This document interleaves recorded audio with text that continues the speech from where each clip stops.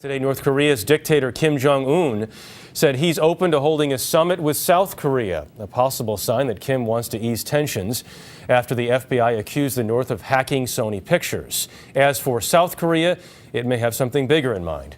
Here's Margaret Brennan. South Korea wants to take a step back from its constant war footing and disarm its unpredictable nuclear neighbor Kim Jong Un. This week, they offered the olive branch of direct talks to plan a peaceful reunification. The two are divided by the most heavily militarized border in the world, with nearly 30,000 U.S. troops on one side, and on the other, North Korean soldiers, part of the world's fourth largest army. North Korea poses an immediate threat, says former State Department diplomat Richard Haass. It's a major proliferator of nuclear materials and missiles over the last decade. What reunification would do more than anything is end the threat that is North Korea.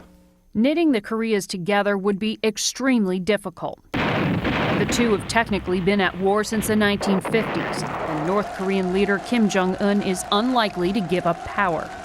American diplomats would also have to persuade China, North Korea's patron, to cut off its support.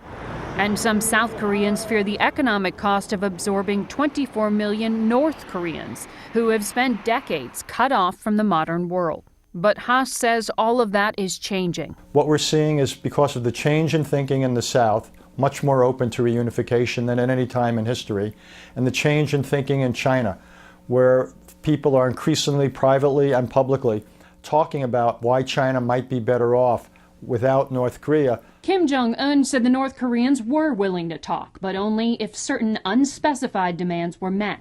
In the past, they've rejected the South's overtures as just an attempt to undermine them. Margaret Brennan, CBS News, Washington.